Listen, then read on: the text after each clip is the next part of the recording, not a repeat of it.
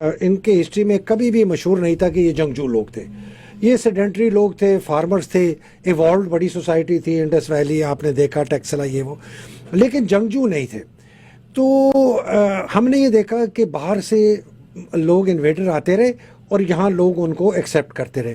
Alexander سے شروع کریں 1947 تک. الیگزینڈر کے بعد میں 710 پہ آ جاتا ہوں. محمد بن قاسم آئے, غزنویز آئے, غوریز آئے, ترکک جو سلیو ڈائنیسٹی ہے قطب الدین ایبک والی وہ آئے, خلجی آئے, تغلق آئے, لودھی آئے, پھر مغل آئے, بہت بڑی ان کے امپائر. پھر سکھ اپنے لوکل وہی بیچ میں سے اٹھے اور وہ 3 ملین سکھ نے 77 ملین مسلمانوں کے اوپر حکمرانی کی, رنجیت سنگھ, پھر دورانی, نادر شاہ دورانی, پھر احمد شاہ ابدالی اور پھر انگریز. اور یہ آپ دیکھ لیں یہ ہمیں لے گیا کہاں سے لے کر, ہمیں جی 710 سے میں آپ کو 1947 تک لے آیا. ابھی 1757, 1799 اور 1857 3 بہت ہمارے لیے امپورٹنٹ سال ہیں. 1757 میں پہلی بڑی شکست ہوئی پلاسی میں سراج الدولہ کی, جہاں سے مشہور میر جعفر کا نام آیا. ان کے کمانڈر ان چیف تھے, انہوں نے انگریزوں کے ساتھ مل کے. 1799 میں ٹیپو سلطان کی سیج آف سرنگا پٹم, جس کو کہا جاتا ہے 5 اپریل سے 4 مئی تک ہوئی, اور ان کو شہید کیا جاتا ہے اور وہاں قبضہ کر لیا. اور 1857 میں غدر جو ہے. اب اگر آپ ایک یہ دیکھیں کہ یہ ساری جنگیں جو ہے نا یہ ہو رہی ہیں عارفہ ایسٹ میں, یہ بنگال میں ہو رہی ہیں یا ساؤتھ میں. انڈس یہاں جو بیسن ہے نا پنجاب کا علاقہ, امن سے لسی پی کے یہ لوگ ماشاءاللہ سوئے ہوئے ہیں. لیکن جو سب سے حیران کن بات ہے وہ میں آپ کو بتاؤں, شاید پہلے بھی ذکر کیا ہو, 1857 کی جو بغاوت ہے یا جنگ آزادی پہلی ہم کہتے ہیں, اس کے اندر جو بغاوت کی انڈین ٹروپس نے اپنے انگریز افسروں کے خلاف, ان کے اندر بیشتر مسلمان اور ہندو تھے, بلکہ for every 7, 6 were Hindus 1 was Muslim. تو بنگال کے مسلمان, بہار کے, اڑیسہ کے, تلنگانہ کے, ساؤتھ کے اور ہندو, کہ انہوں نے بغاوت نہیں کی. پنجابی مسلم یونٹس نے, پٹھان یونٹس نے, سکھوں نے اور یہ گورکھا جو تھے, انہوں نے بغاوت نہیں کی. یہ 4 جو ایتھنک گروپس ہیں انہوں نے بغاوت نہیں کی. اور جب 1857 کی واپس آرمی نے ٹیک اوور کیا دہلی کو, برٹش آرمی نے, 3/4 ان کی جو فوج تھی that comprised Punjabi Musalmans, Pathans and Sikhs, اور 2 ہفتے ریپ آف ڈیلی کہتے ہیں اس کو, جس کے اندر ہزاروں جو خواتین اور بربریت جو ہوئی. اس کے بعد انگریزوں نے کہا کہ جی یہ تو بین کر دو, اور انگریز کراؤن نے ٹیک اوور کر لیا. انہوں نے بین کر دی ساری آرمیز کو, ڈیزالو کر دیا. 3 تھیں, مدراس, بامبے اور بنگال, اور انہوں نے نئی بھرتیاں شروع کی. اب انہوں نے کہا جی یہ بنگالی کو نہیں لینا, بہاری کو نہیں لینا, یہ ہائی کاسٹ برہمن کو نہیں لینا, ہم نے لینے ہیں جن کو انہوں نے کلاسیفائی کیا, ہم نے لینا ہے جی مارشل ریسز. اب مارشل ریسز کی نا انہوں نے کیٹیگرائز جو میں 5 انہوں نے بنائی. انہوں نے کہا جی پنجابی مسلمان, پٹھان, پنجابی ہندو لو کاسٹ, ہائی کاسٹ نہیں, پنجابی سکھ اور گورکھے, یہ 5 کیٹیگریز انہوں نے کہا جی یہ مارشل ریسز ہیں. مارشل ریس کی ان کی ڈسکرپشن بڑی انٹرسٹنگ ہے. وہ کہتے ہیں جنگجو ہیں, لڑاکو ہیں. ایک اچھی صفت, باقی ذرا 7 صفتیں آپ دیکھیں.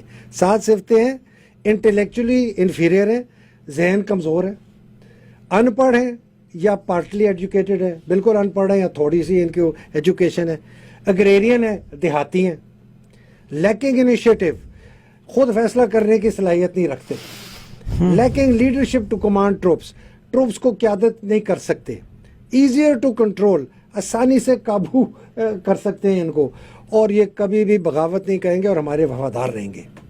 یہ تھی ان کی ڈیفینیشن مارشل ریس کی. ادھر سے انہوں نے بھرتیاں کی.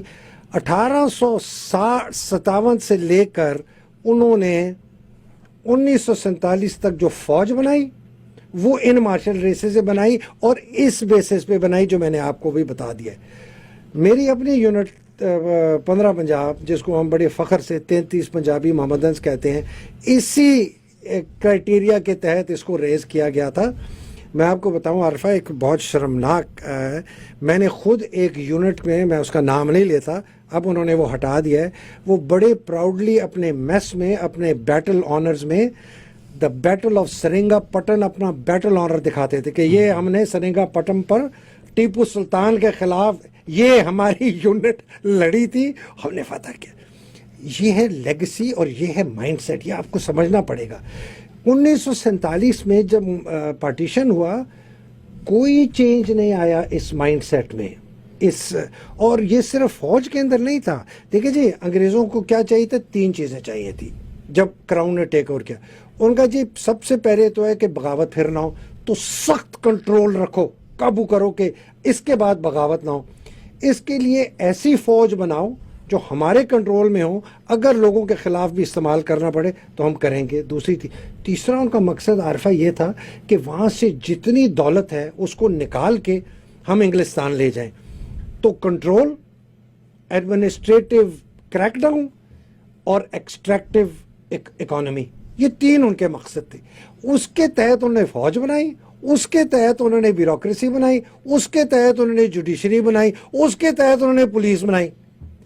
1947 آیا, کوئی تبدیلی ہم نے نہیں کی. ہندوستان نے تھوڑی بہت تبدیلی ضرور کی.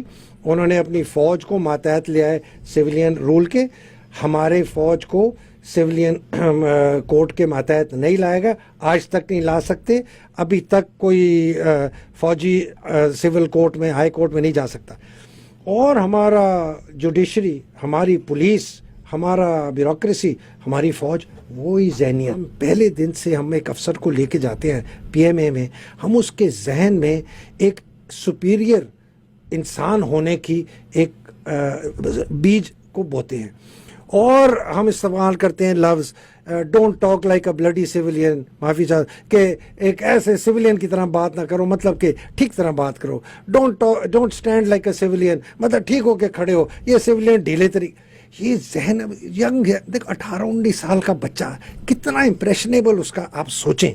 اور وہ 2 سال اس قسم کی ٹریننگ میں جاتا ہے, اور وہ پھر جب وہاں سے نکلتا ہے نا, وہ سمجھتا ہے کہ وہ بڑی کوئی چیز ہے, اور وہ سمجھتے ہیں میں سب سے سپیریئر ہوں, باقی سب میرے سے انفیریئر ہے, پولیس بھی میرے سے انفیریئر ہے, لا بھی انفیریئر ہے.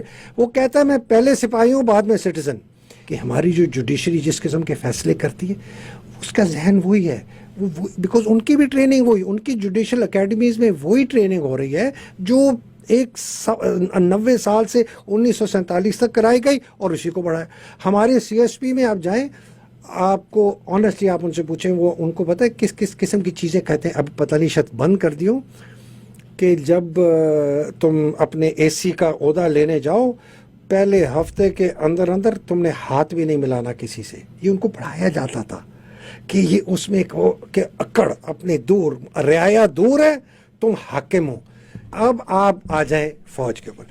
اب یہ انگریز کی فارمائکا چلی گئی, اس لو تو وہ تو اپنے ملک میں تو سے سب کو ٹھیک کر لیا, ہمیں یہ چھوڑ گیا. میری مدد کرو, تم حاکم نہیں ہو, میں اسی ملک کا شہری ہوں جس ملک کے تم شہری ہو, تم کوئی حاکم. لیکن وہ حاکم کی وجہ سے وہ اب وہ ہے اپنے آپ کو سب سے زیادہ طاقتور اس میں فوج ہو گئی, چونکہ مارشل لا لگے 30-32 سال.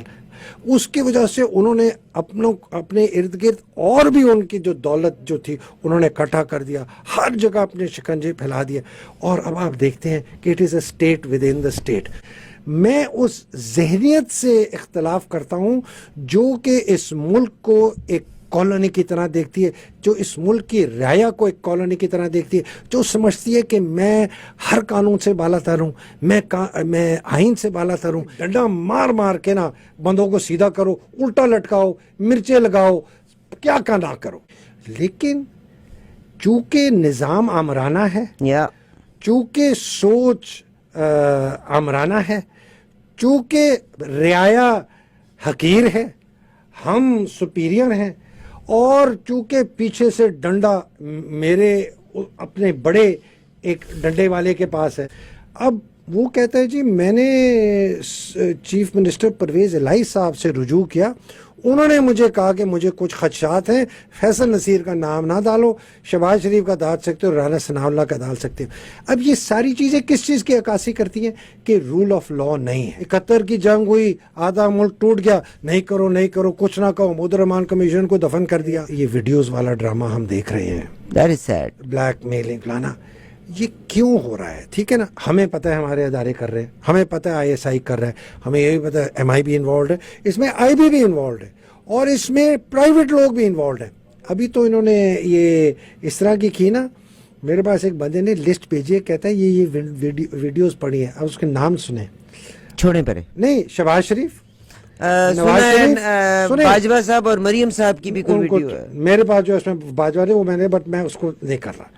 شہباز شریف کی ویڈیوز ہیں سر, یہ تو شرم کی بات ہے نا. آپ سوچیں کتنی ڈیگریڈ ہو گئی ہے ہمارا انسٹیٹیوشن.